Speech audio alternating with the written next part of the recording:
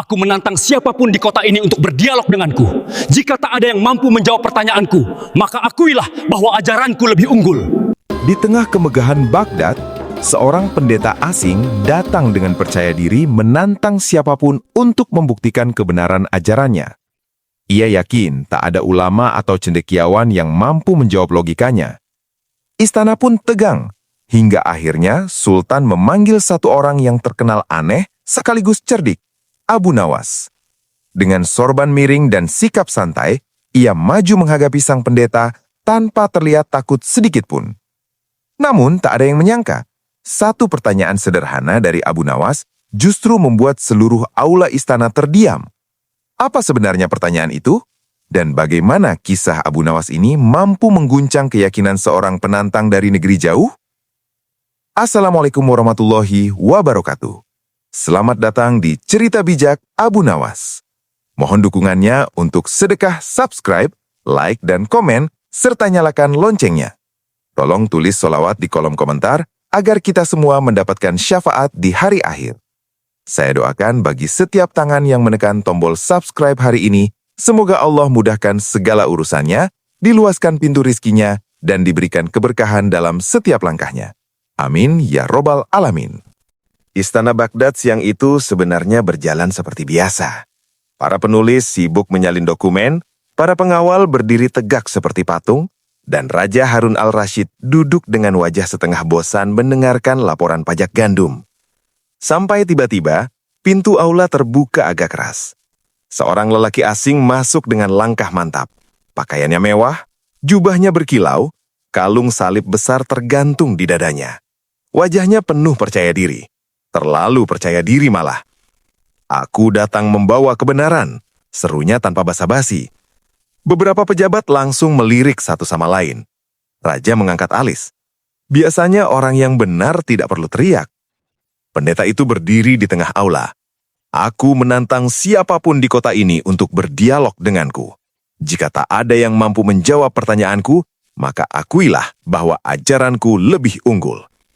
Beberapa ulama saling pandang, bukan karena takut, tapi karena gaya bicaranya seperti orang yang sudah merasa menang sebelum mulai.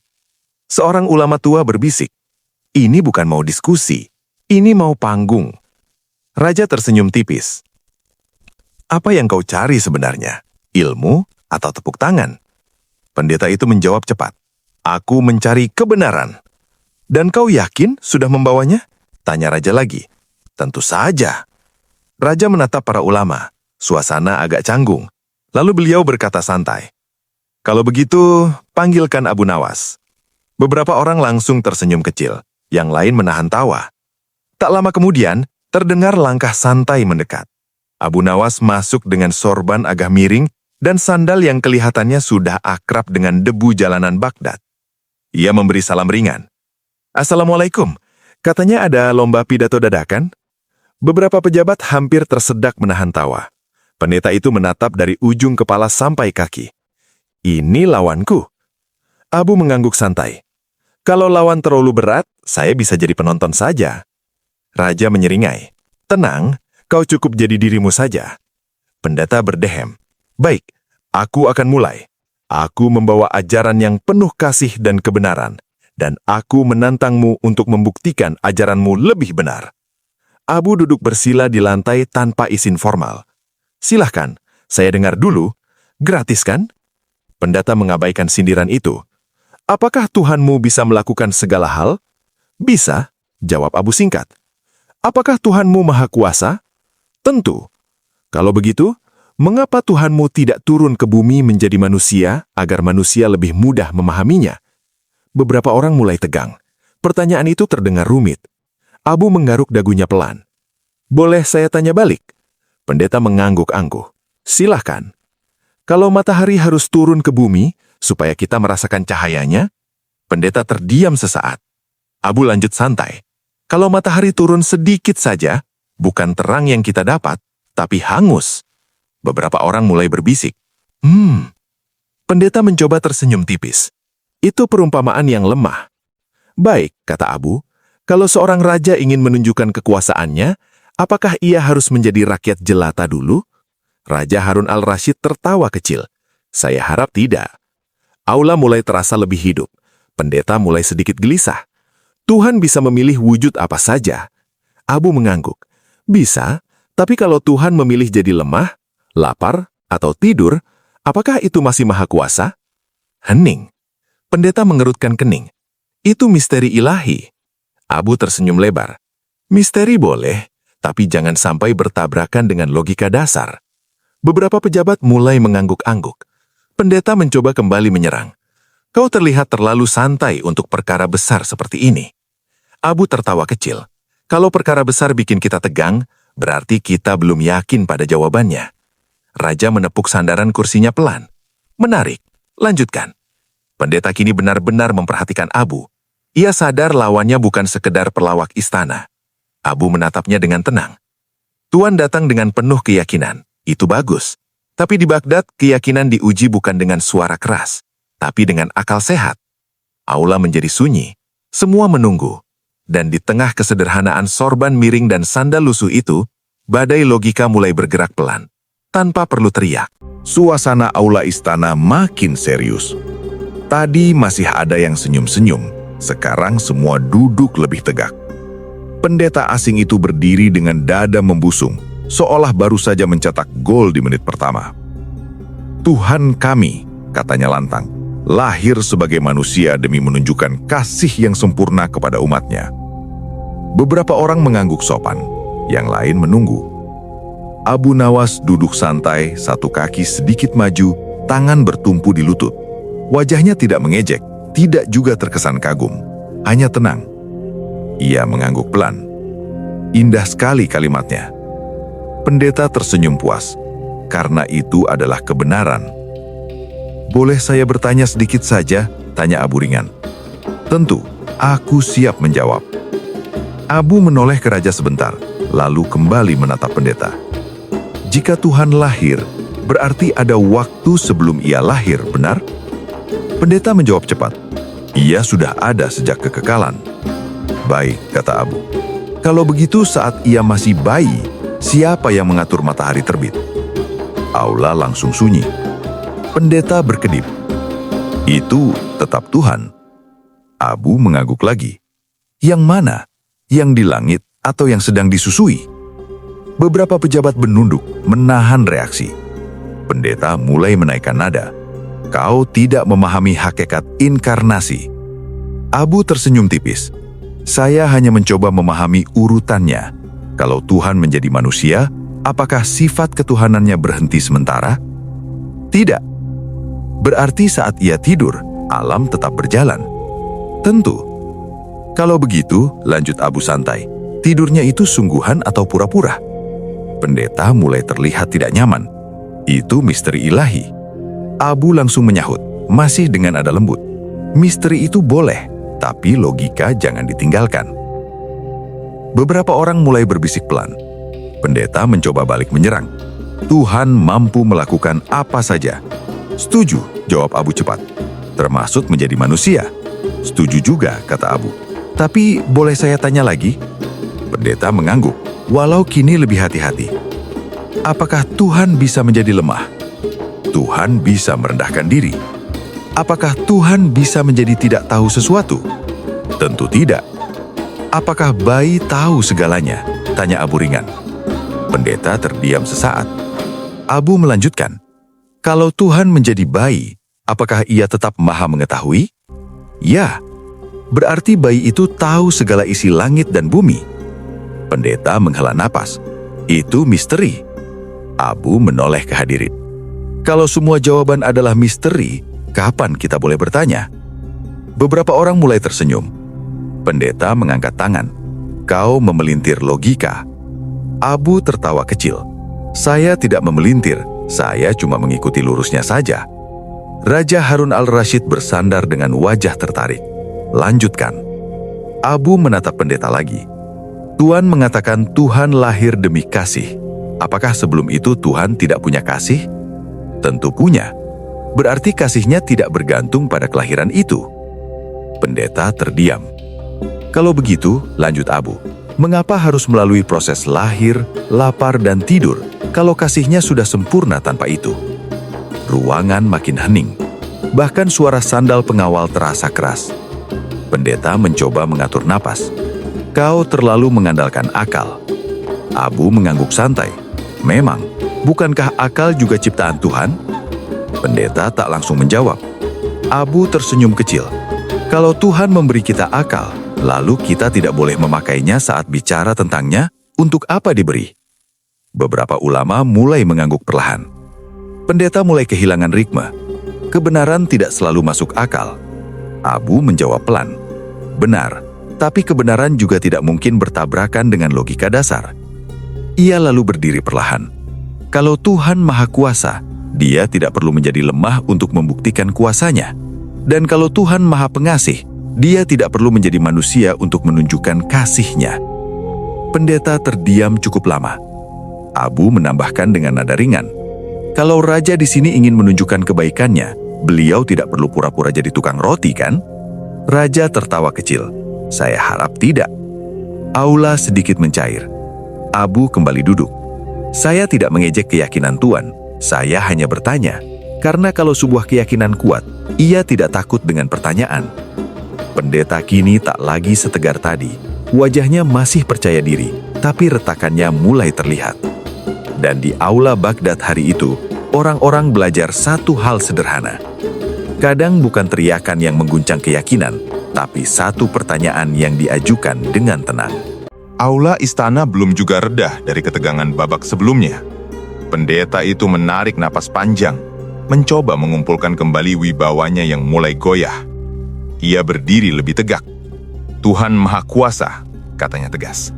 Ia bisa melakukan apa saja. Abu Nawas langsung mengangguk. Setuju, kalau soal Maha Kuasa, kita sepakat. Pendeta sedikit lega. Nah, jadi tidak ada yang mustahil bagi Tuhan. Abu tersenyum kecil. Boleh saya lanjut sedikit? Pendeta mengangguk, walau kini lebih hati-hati. Kalau Tuhan bisa melakukan apa saja, apakah Tuhan bisa menjadi lemah? Ruangan kembali hening. Pendeta menjawab cepat. Ia bisa merendahkan diri. Abu mengangguk lagi. Baik, tapi merendahkan diri itu pilihan. Lemah itu kondisi. Apakah Tuhan bisa menjadi benar-benar lemah? Pendeta mulai mengernyit. Maksudmu? Abu melipat tangan santai. Kalau ia lapar, berarti ia butuh makan, kan? Sebagai manusia, iya. Kalau ia lelah, berarti ia butuh istirahat. Pendeta terdiam sesaat.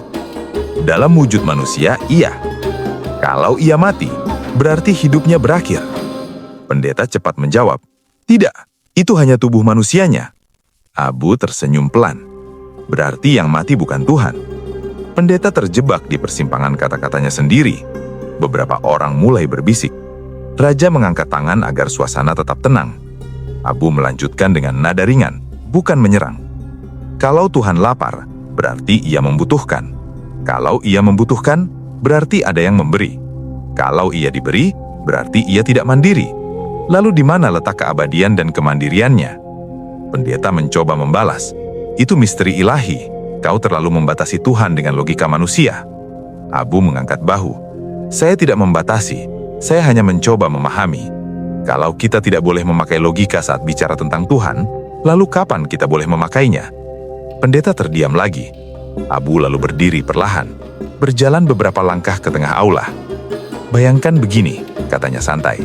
Seorang raja ingin menunjukkan bahwa ia berkuasa. Apakah ia perlu turun menjadi rakyat miskin dulu supaya dianggap berkuasa? Beberapa orang tertawa kecil. Pendeta menjawab, itu perumpamaan yang salah. Baik, kata Abu cepat. Mari kita pakai perumpamaan lain. Ia menunjuk ke arah Raja Harun al-Rasyid. Kalau Baginda ingin membuktikan bahwa beliau kuat, apakah beliau perlu pura-pura sakit dulu supaya dianggap kuat? Raja tersenyum lebar. Saya rasa tidak perlu. Abu menoleh lagi ke pendeta. Justru karena beliau raja, beliau tidak perlu menyamar jadi rakyat untuk menunjukkan kekuasaan. Kekuasaan itu tampak dari perintahnya, bukan dari penyamarannya. Pendeta mulai kehilangan ritme. Tuhan ingin menunjukkan kasih.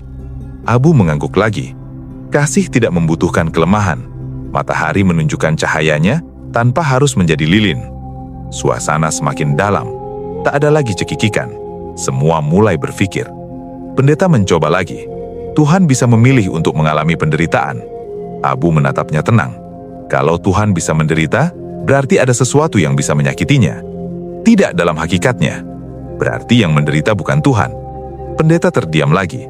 Abu tersenyum tipis. Saya bukan ingin menang debat, Tuan. Saya hanya ingin jelas. Kalau Tuhan Maha Kekal, Ia tidak bergantung pada waktu. Kalau Ia Maha Kuat, Ia tidak bergantung pada makan. Kalau Ia Maha Hidup, Ia tidak bergantung pada jasad. Ia menambahkan pelan. Keagungan tidak perlu dibuktikan dengan menjadi kecil. Seorang ulama di sudut ruangan mengangguk perlahan. Pendeta menatap Abu dengan sorot mata yang kini tidak lagi sinis, tapi mulai berpikir. Jadi menurutmu Tuhan tidak mungkin menjadi manusia? Abu menjawab lembut. Menurut saya, Tuhan terlalu agung untuk dibatasi oleh jasad, dan terlalu sempurna untuk mengalami kekurangan. Hening. Raja akhirnya berbicara. Perdebatan ini bukan soal siapa yang lebih keras bersuara, tapi siapa yang lebih jernih berpikir. Abu duduk kembali dengan santai. Pendeta masih berdiri, tapi kini tanpa dada membusung. Di aula Baghdad hari itu, orang-orang menyadari satu hal. Misteri boleh ada, tapi misteri tidak boleh dipakai untuk menutup kontradiksi. Dan logika ketika disampaikan dengan tenang, bisa lebih tajam daripada pedang manapun. Suasana aula istana mulai terasa berbeda. Kalau tadi tegang seperti tali busur, sekarang heningnya seperti udara sebelum hujan turun. Pendeta itu masih berdiri. Wajahnya tidak lagi setegas tadi. Ia mengusap janggutnya pelan, lalu berkata, Tuhan menunjukkan kasih-Nya dengan berkorban. Itu inti ajaran kami. Abu Nawas tidak langsung membantah. Ia malah mengangguk pelan. Kasih itu indah, Tuan. Saya tidak pernah menolak kasih. Pendeta sedikit terkejut. Jadi kau mengakui pentingnya pengorbanan? Abu tersenyum tipis. Pengorbanan itu mulia, tapi saya cuma ingin bertanya, apakah kasih harus dibuktikan dengan perubahan wujud? Pendeta mengerutkan kening. Maksudmu? Abu melangkah satu langkah ke depan. Kasih bisa ditunjukkan dengan memberi petunjuk, dengan mengirim wahyu, dengan membimbing manusia lewat nabi-nabi. Mengapa harus dengan menjadi manusia? Pendeta menjawab cepat. Karena manusia perlu contoh nyata. Abu mengangguk lagi. Bukankah para nabi sudah menjadi contoh nyata? Beberapa orang di barisan belakang mulai berbisik pelan. Pendeta berusaha bangkit kembali. Tapi Tuhan ingin mendekatkan dirinya. Abu tersenyum. Tuhan yang maha dekat tidak perlu berubah menjadi makhluk untuk dekat. Dia sudah dekat tanpa harus turun. Raja Harun al-Rashid menyandarkan tubuhnya, tampak menikmati arah perdebatan yang makin dalam. Pendeta mulai sedikit gelisah. Kau menyederhanakan sesuatu yang sakral. Abu mengangkat tangan ringan. Saya justru ingin menjaganya tetap sakral. Bagaimana bisa? Dengan tidak menyamakannya dengan kita. Suasana kembali sunyi. Pendeta mengulang. Kasih terbesar adalah pengorbanan. Abu mengangguk lembut. Baik, kalau begitu saya ingin bertanya satu hal lagi. Pendeta menatapnya waspada. Apalagi? Abu berkata pelan, tapi jelas. Jika Tuhan mati, walau sesaat, siapa yang menjaga alam semesta? Kalimat itu jatuh seperti batu ke kolam tenang. Tak ada suara. Pendeta membuka mulut, lalu menutupnya lagi. Abu melanjutkan, masih dengan nada santai. Matahari tetap terbit, bumi tetap berputar, jantung manusia tetap berdetak. Kalau Tuhan berhenti, walau sesaat, siapa yang memastikan semua itu tetap berjalan? Pendeta mencoba menjawab. Hakikat ketuhanannya tidak mati. Abu langsung menimpali lembut. Berarti yang mati bukan Tuhan. Pendeta terdiam. Beberapa ulama saling pandang. Seorang penasihat istana berdeham pelan. Abu menatap pendeta tanpa nada mengejek. Saya tidak ingin menjatuhkan. Saya cuma ingin konsisten. Kalau Tuhan maha hidup, maka hidupnya tidak tergantung jasad. Kalau hidupnya tergantung jasad, maka ia tidak maha. Pendeta menarik nafas panjang. Itu misteri yang tidak bisa dipahami akal. Abu tersenyum kecil. Kalau semua yang membingungkan disebut misteri, maka kita tak perlu berpikir. Beberapa orang menahan senyum. Pendeta mulai kehilangan pijakan. Kau terlalu mengandalkan logika. Abu tertawa kecil. Tuhan memberi kita akal bukan untuk hiasan, Tuan. Raja ikut tersenyum. Abu melanjutkan. Kasih Tuhan itu besar, tapi kasih tidak berarti ia harus menjadi terbatas. Justru karena ia maha kasih, Ia membimbing tanpa kehilangan keagungannya. Pendeta kini benar-benar diam. Abu berkata lagi, pelan tapi tegas. Kalau Tuhan perlu menjadi lemah untuk menunjukkan kasih, berarti kasihnya sebelumnya tidak cukup. Sunyi. Pendeta menunduk sedikit. Tak ada jawaban cepat kali ini. Tidak ada retorika tinggi. Tidak ada seruan dramatis. Hanya keheningan yang berat. Raja Harun al-Rashid akhirnya berkata, tampaknya kita semua perlu merenung. Abu kembali duduk santai. Tidak ada senyum mengejek. Tidak ada sorak kemenangan. Pendeta berdiri, masih mencoba merapikan wibawanya. Tapi semua orang di aula tahu, bukti titik balik itu sudah terjadi. Bukan dengan teriakan, bukan dengan ejekan, melainkan dengan satu pertanyaan sederhana. Jika Tuhan berhenti, siapa yang menjaga dunia? Suasana aula istana yang tadi terasa panas perlahan berubah. Tidak ada lagi nada menantang, tidak ada lagi suara tinggi. Yang tersisa hanyalah keheningan panjang yang membuat semua orang ikut berpikir. Pendeta itu masih berdiri di tengah aula, tapi sekarang bahunya tidak lagi setegak tadi. Ia menarik napas pelan, lalu berkata dengan suara lebih lembut, "Aku hanya mengikuti ajaran yang diwariskan kepadaku." Beberapa orang saling pandang. Nada bicaranya sudah jauh berbeda. Abu Nawas tersenyum ringan. "Dan saya hanya mengajak berpikir, Tuan. Kita tidak sedang lomba siapa paling benar." Pendeta menatapnya. "Tapi kata-katamu membuatku terlihat salah." Abu mengangkat bahu santai. "Kalau sebuah pertanyaan membuat kita goyah, mungkin bukan pertanyaannya yang masalah." Raja Harun al-Rashid tersenyum kecil di kursinya. Pendeta duduk perlahan di bangku yang disediakan. Dia mengusap wajahnya. "Sejujurnya, aku tidak pernah mempertanyakan hal-hal itu." Abu duduk kembali di tempatnya, masih santai seperti orang ngobrol di kedai teh. "Banyak orang begitu," katanya ringan. "Kadang kita mewarisi keyakinan seperti mewarisi rumah. Kita tinggal di dalamnya, tapi jarang memeriksa fondasinya." Beberapa orang di aula tertawa kecil. Pendeta mengangguk pelan. "Kau membuat semuanya terdengar sangat sederhana." Abu menjawab cepat, "Karena kebenaran sering memang sederhana." Pendeta menatap Abu lagi. "Jadi, menurutmu Tuhan tidak mungkin menyerupai makhluk?" Abu menjawab dengan tenang, "Menurut saya, Tuhan terlalu sempurna untuk menyerupai makhluk." Pendeta mengernyit. "Kenapa?" Abu berkata santai, "Makhluk itu berubah, kadang kuat, kadang lemah, kadang sehat, kadang sakit, kadang tahu, kadang lupa." Ia berhenti sejenak, lalu menambahkan, "Tuhan tidak begitu." Pendeta mengangguk pelan. Abu melanjutkan, "Tuhan tidak terikat ruang, tidak bergantung waktu, tidak perlu makan, tidak perlu tidur, tidak butuh apapun." Pendeta bertanya pelan, "Dan itu yang membuatnya sempurna?" Abu tersenyum. "Kesempurnaan berarti tidak berubah." Beberapa ulama di sudut aula terlihat mengangguk setuju. Pendeta memandang lantai sejenak.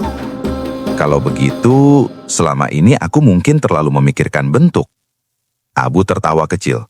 "Banyak orang begitu. Kita sering mencoba membayangkan Tuhan seperti kita membayangkan manusia." Pendeta menatap Abu dengan rasa penasaran. "Lalu, bagaimana seharusnya kita memahami Tuhan?"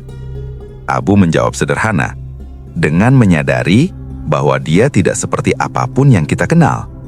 Pendeta mengangkat alis. Tidak seperti apapun. Tidak seperti manusia. Tidak seperti benda. Tidak seperti makhluk apapun. Raja Harun al-Rashid ikut menimpali dari kursinya. "Kalau Tuhan bisa dibandingkan dengan sesuatu, berarti dia tidak unik." Abu mengangguk. "Tepat sekali, Baginda." Pendeta mulai tersenyum tipis. "Menarik, sangat menarik." Seorang pejabat di barisan belakang berbisik pada temannya. "Ini sudah bukan debat lagi." Temannya menjawab pelan, "Ini seperti kelas filsafat." Di tengah aula, pendeta menatap Abu lagi. "Kau tidak pernah mengejekku." Abu mengangkat bahu. "Kenapa harus? Tujuan kita kan mencari kebenaran, bukan mencari musuh." Pendeta menghela napas panjang. "Aku datang dengan niat menantang." Abu tertawa kecil. Bagus, kalau tidak begitu kita tidak akan ngobrol seru seperti ini. Beberapa orang tertawa ringan. Pendeta berkata pelan, "Aku mulai melihat hal-hal yang sebelumnya tidak pernah kupikirkan." Abu menjawab lembut, "Berpikir itu perjalanan, Tuan. Kadang kita perlu berjalan jauh untuk melihat pemandangan yang lebih luas." Pendeta mengangguk. Suasana aula terasa jauh lebih hangat sekarang. Tidak ada lagi ketegangan. Seorang ulama tua berbisik pelan. Inilah dialog yang sebenarnya. Pendeta akhirnya berkata, "Mungkin aku datang ke Baghdad untuk berdebat, tapi ternyata aku datang untuk belajar." Abu tersenyum lebar. "Selamat datang di kota ilmu." Beberapa orang tertawa kecil. Di istana Baghdad hari itu, orang-orang mulai menyadari sesuatu. Perdebatan yang dimulai dengan tantangan, perlahan berubah menjadi pencarian. Dan ketika hati mulai terbuka, kebenaran tidak lagi terasa seperti serangan, melainkan seperti cahaya yang pelan-pelan menerangi pikiran. Aula Istana Baghdad kini tidak lagi terasa seperti arena duel. Suasananya lebih mirip ruang belajar besar, tempat semua orang ikut merenung. Pendeta itu duduk diam cukup lama. Tangannya saling menggenggam di atas lutut. Wajah yang tadi penuh percaya diri kini terlihat jauh lebih tenang. Ia menatap lantai beberapa detik sebelum akhirnya berbicara. "Aku tidak pernah mempertanyakan inkonsistensi itu." Suaranya pelan, hampir seperti berbicara pada dirinya sendiri. Beberapa orang di aula saling pandang. Tidak ada yang mengejek. Justru banyak yang terlihat menghargai kejujuran itu. Abu Nawas tersenyum kecil. "Tidak apa-apa, Tuan. Banyak orang juga begitu." Pendeta menoleh kepadanya. "Benarkah?" Abu mengangguk santai. "Kadang kita mewarisi keyakinan seperti mewarisi resep keluarga. Kita memakainya terus tanpa pernah membaca ulang bahannya." Beberapa orang tertawa pelan. Raja Harun al-Rashid menatap Abu dengan wajah bangga. "Kau benar-benar tahu cara membuat orang berpikir tanpa membuat mereka tersinggung." Abu mengangkat bahu. Kalau orang merasa diserang, biasanya mereka berhenti mendengar. Pendeta menghela napas panjang. "Aku datang ke sini untuk menantang." Abu tersenyum ringan. "Dan sekarang?" Pendeta menjawab jujur. "Sekarang aku merasa seperti murid." Beberapa orang di aula tersenyum. Raja berkata, "Itu bukan hal memalukan, justru itu tanda orang bijak." Pendeta menatap Abu lagi. "Kau tidak pernah mencoba mempermalukanku?" Abu menjawab santai. "Untuk apa? Kalau tujuan kita mencari kebenaran, mempermalukan orang tidak membantu." Pendeta mengangguk pelan. "Aku menyadari sesuatu," katanya. "Selama ini aku berbicara dengan penuh keyakinan, tapi jarang sekali berhenti untuk bertanya." Abu tertawa kecil. "Bertanya itu seperti membuka jendela. Kadang kita baru sadar udara di dalam ruangan sudah pengap."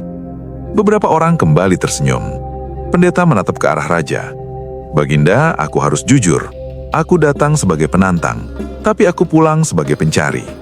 Raja mengangguk dengan senyum hangat. Baghdad selalu terbuka untuk para pencari. Pendeta kemudian menoleh kepada Abu. "Terima kasih." Abu tertawa kecil. "Untuk apa?" "Untuk tidak memperlakukanku sebagai musuh." Abu menjawab santai. "Kita semua sedang mencari jalan yang sama, Tuan. Kadang hanya berbeda arah di awal." Pendeta mengangguk. Di aula itu, suasana terasa jauh lebih ringan dibandingkan saat perdebatan dimulai. Tidak ada kemenangan yang dirayakan. Tidak ada kekalahan yang dipermalukan. Yang ada hanyalah sesuatu yang jauh lebih berharga. Kesadaran. Dan di Baghdad hari itu, orang-orang menyaksikan sesuatu yang jarang terjadi. Seorang penantang berubah menjadi pencari. Bukan karena dipaksa, tetapi karena pikirannya sendiri akhirnya melihat lebih jauh. Aula istana Baghdad masih sunyi. Tidak ada tepuk tangan. Tidak ada sorakan kemenangan seperti di arena pertandingan. Semua orang justru diam, seolah sedang memikirkan sesuatu yang baru saja mereka dengar. Beberapa pejabat menatap satu sama lain. Para ulama terlihat merenung. Bahkan para pengawal yang biasanya kaku pun tampak ikut berpikir. Raja Harun al-Rashid perlahan berdiri dari singgasananya. Semua orang langsung menegakkan badan. Raja memandang ruangan sejenak, lalu berkata dengan suara tenang, "Hari ini, Baghdad tidak hanya mempertahankan kehormatannya, tapi juga menjaga kejernihan akal." Aula tetap hening, tetapi kalimat itu terasa berat dan bermakna. Pendeta asing itu bangkit dari tempat duduknya. Wajahnya jauh berbeda dari saat pertama kali masuk ke istana. Tidak ada lagi kesombongan, tidak ada lagi nada menantang. Ia berjalan mendekati Abu Nawas. Beberapa orang menahan nafas. Pendeta itu lalu menundukkan kepala sedikit. "Engkau tidak mengalahkanku," katanya pelan. Abu mengangkat alisnya. "Tidak." Pendeta tersenyum tipis. "Engkau menyadarkanku." Beberapa orang di aula saling pandang. Abu tertawa kecil. "Kalau begitu kita sama-sama menang." Pendeta mengangguk. "Aku datang ke sini dengan niat menunjukkan bahwa aku paling benar." Abu menimpali santai. "Dan sekarang aku sadar, kebenaran tidak butuh suara keras." Raja tersenyum dari tempatnya. Pendeta melanjutkan, "Aku pikir perdebatan adalah soal siapa yang bisa berbicara paling tajam. Ternyata bukan itu." Abu menyilangkan tangan. "Lalu apa?" Pendeta menjawab, "Soal siapa yang paling jujur pada pikirannya sendiri." Seorang ulama tua di sudut aula mengangguk perlahan. "Kalimat itu layak ditulis di pintu sekolah," katanya pelan. Beberapa orang tersenyum. Pendeta menatap Abu lagi. "Ada satu hal yang masih membuatku penasaran." "Apa itu?" tanya Abu. "Kenapa kau tidak pernah mengejekku?" Abu tertawa kecil. "Kalau orang merasa diejek, biasanya dia berhenti mendengar." Pendeta mengangguk. "Dan aku ingin kau tetap mendengar," lanjut Abu santai. Raja berkata dari kejauhan, "Cara itu lebih efektif daripada 1000 argumen." Pendeta menoleh kepada raja lalu berkata, "Baginda memiliki penasihat yang unik." Raja tersenyum. "Ia bukan penasihat resmi." Abu cepat menyahut, "Syukurlah." Beberapa orang tertawa kecil. Pendeta menarik nafas panjang. "Aku akan pulang membawa banyak pertanyaan baru." Abu mengangguk. "Pertanyaan itu bagus. Kadang pertanyaan yang jujur lebih berharga daripada jawaban yang terburu-buru." Pendeta mengulurkan tangan. Abu menerimanya. Seorang pejabat di belakang berbisik kepada temannya, "Aneh ya? Apa?" "Tidak ada yang kalah, tapi semua merasa menang." Temannya menjawab, "Karena yang menang bukan orangnya, tapi pemikirannya." Tak lama kemudian, orang-orang mulai keluar dari aula. Mereka tidak ramai seperti biasanya. Banyak yang berjalan pelan, masih memikirkan dialog yang baru saja terjadi. Di halaman istana, 2 pengawal sedang berbicara. "Menurutmu siapa yang menang?" tanya salah satu. Yang lain menjawab, "Menurutku, logika yang menang." Di dalam aula, Abu Nawas sedang merapikan sorbannya yang sedikit miring.